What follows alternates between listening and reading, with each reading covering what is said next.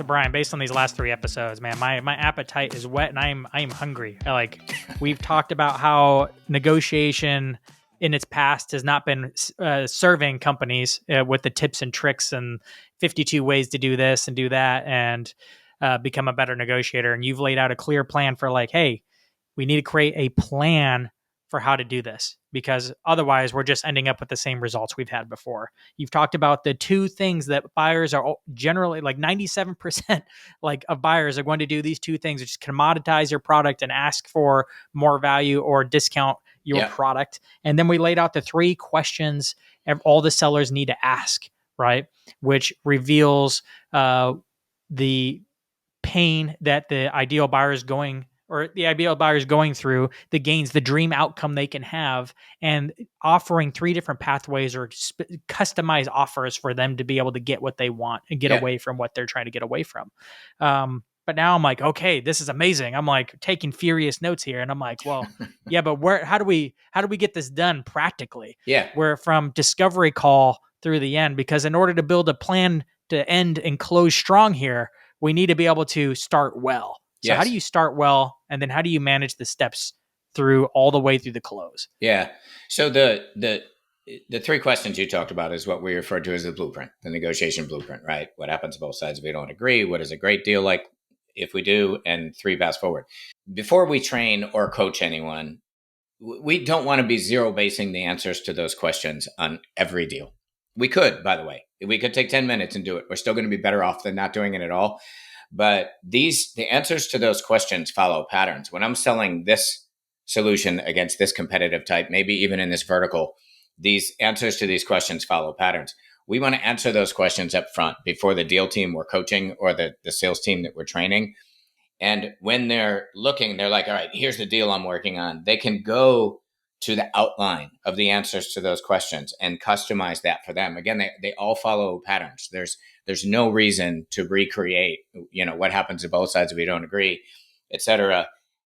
And then go ahead. You had a question. Yeah. So is this the work you're doing before the discovery call? This is pre-discovery call work you're doing and coming up with the questions for them. Well, this is the work that the consultant, me, should be doing before we train or coach a person. Now let's get into we've given the rep answers to these 3 questions, and they already know where the conversation is going to go. So when they're out doing their traditional sales discovery, whatever it is they're using, Medic, whatever it is they're using to do discovery, they need to add in these signaling questions, right? I've already thought through the buyers and the criteria when they're making their decision against, we know who the competitor is. I'm just going to bake these into my decision. Hey, in addition to this, Dan, when and it's funny too, when we don't say, how am I better than my competitor? It's when you're making a decision between any vendor, any supplier in this space, are you considering these stakeholders in your organization? Are these the criteria that the different stakeholders are using or you're using? How would you rack and stack those criteria? This is very easy. We don't want this to be separate of the sales process. We want to embed this in your early discovery calls. It's back to, we all know we should be planning for negotiation earlier. We just don't know how to do it. This is what we do. We think through their alternative.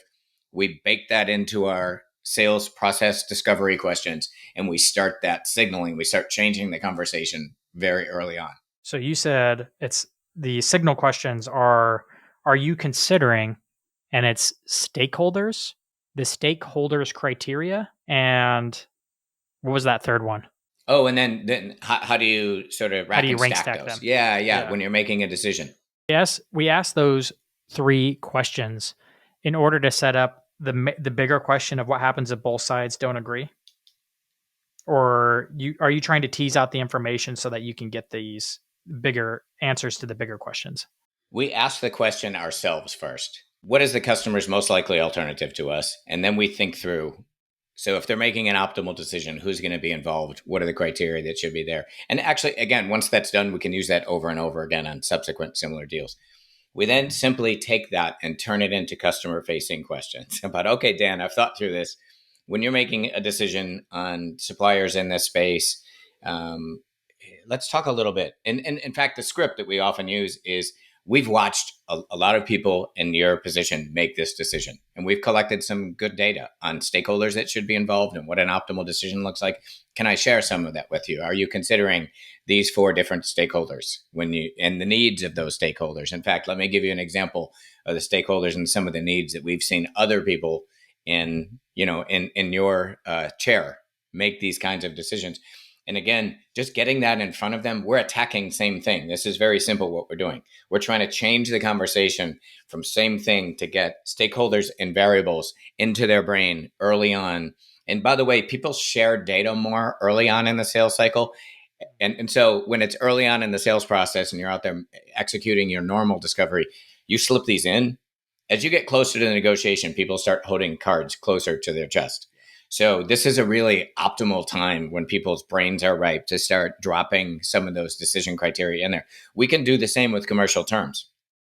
When you finalize your agreements, we know the price is going to be important, but how do you feel about limits of liability and liquidated damages clauses and volume agreements and term agreements? Like what's your general, how do you rack and stack those? So we're changing that conversation from same thing and price to multiple variables when you compare us and multiple variables on the commercial terms when it's safe early on, and we're baking it in with our regular discovery. And this stuff follows patterns. It's quite simple to do. Like I said, once you've done it once or twice, you've got the questions baked. So you try to get all these questions up front so you can get the data ahead of time. And you've given multiple questions you want answers to on the discovery call. Are there any questions you hold back for getting later? Or do you try to get everything on the front end? I would say in order of priority, the most important piece is their decision and their alternative, right? So early on, we want to start signaling on that. Who should be involved? What criteria are there? And putting that in the context of let me help you on your decision process. I've seen other people do this. As we get closer to the deal, that's typically where we want to start asking the more commercial terms discussions to say, okay, Dan, I know we're about 6 months out. I want to start preparing for this. And we already know price is going to be an issue, but let me talk to you about, there's a lot of things we need to reach agreement on in your organization. How are these kind of force ranked? Because I want to get ready for you. And this is where we start teasing out those two or three terms where we know the discussion is going to be really tight and there's going to be heat, but we're doing that before we're at the table. So by the time we get to the table, hopefully we will never eliminate, I can get the same thing cheaper, but we've had huge impact on lessening the probability that that's going to happen. Right. So we've already laid the groundwork for that. It's sort of like the airplanes before the ground troops come in. And then the ground troops are in the end when we're getting ready to present our three different offers to them. We've already signaled and changed the conversation a little bit. What are some questions you ask to get more of like what happens if the deal doesn't go through? Do you just ask them straight up, what happens if this deal doesn't go through? It's more about their alternative. So their alternative could be build it themselves. It could be do nothing, right? And it could be my named competitor. So in the software company where their biggest competitor was go dark, their customers are not going to do anything. In fact, they said, I'm not using half the software you sold me last time. Why would I re-up with this new agreement? And they panicked. And we did the analytics of what going dark looked like. And if we're selling this kind of solution and now we have these new features coming out, if they go dark, they're going to miss out on these things. So the questions to you is, hey, Dan, when you think about going dark, have you thought about the impacts of X, Y, and Z? Right? Because it's kind of fear, uncertainty, and doubt to a degree. When you're making that decision between signing with us and doing nothing.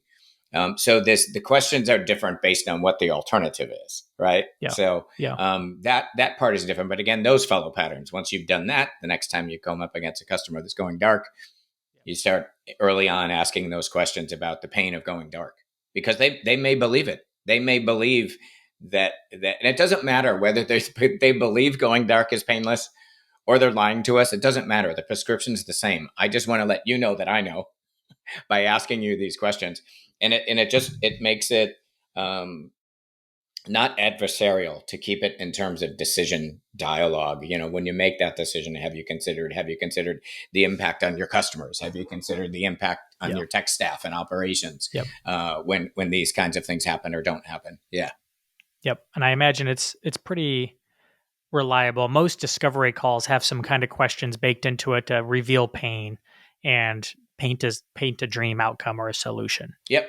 Yeah, and we're getting down to a more granular level. I'm glad you bring up discovery because early stage discovery is a lot of open ended questions. Hey Dan, what's keeping you awake at night? What's on your plate? Yeah, And yeah. so what you're giving me is what you already know, right? And so it's helpful to me, and we should do those. When we get late stage, we think of this as guided discovery.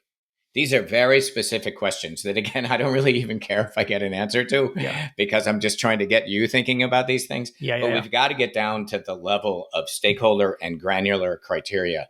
We did all the open ended stuff early on, and have you tell me what you already know. Now it's my opportunity to begin leading you in a way that's helpful, by the way, right? That's the whole idea. Is none of this is adversarial.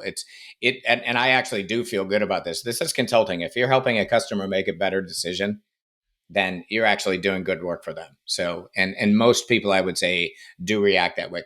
They're still going to lie to you a little bit about what's important and what isn't, but Yeah. I don't really care. I've gotten some of this in front of you, and it sets the ground later when I come back to hit on those key things. So get the data up front, some of it in the middle, like the nitty Yeah. gritty of the Yes. contract, but it's really all to set up the 3 paths forward Correct. in a language that's unique to them, their stakeholders, their criteria, and the way they have them ranked.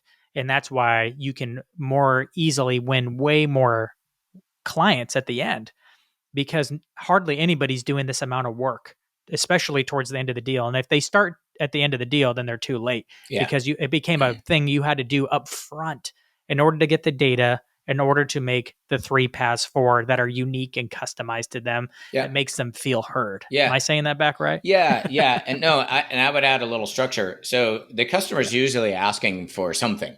Like this is the Yeah. order that I want, and that order is typically suboptimal for us. It's not the best kind of solution we want to be selling, and by the way, it's not going to move metrics in the organization the way we would desire to. But one of the three options is always sort of the crummy one they've asked us for, and we present that one, and then we present what we call the optimal, which we think is optimal for them and optimal for Yeah. us. And then there's Yeah. kind of a middle one, and again, they're all titled in the way it's going to have impact on your organization. Yep. And what we find is that what they're asking for looks terrible compared to the other two now, right? If we've done our job Yep. right. And do they choose the optimal? No. More often than not, what we see is what we co-create in the fourth one is something in the middle that's a jump up from what we Mhm. were buying and selling, and we've moved them up and expanded our footprint and given them a better solution. And that's what happens more often than not. Every now and then, if we're lucky, we get the optimal one, but not usually. So if you're listening to this, I hope you're seeing some clear dots connected here about how and why all the other sales negotiation tips and tricks aren't working. When you start to lay out a clear plan for how to actually connect it from the beginning all the way through the end and what it takes to close deals reliably, um, like all the other negotiation uh, ways of doing negotiation just looks like shooting a shotgun and hoping that it hits the right target here. But if you're able to train your sales staff reliably to be able to execute this plan, even a rough version of it, they're going to be so much better equipped in order to close more deals. So, Brian, thank you so much for walking me through these. I'm hoping we can revisit these and unpack them even more in the future. Great. Thank you.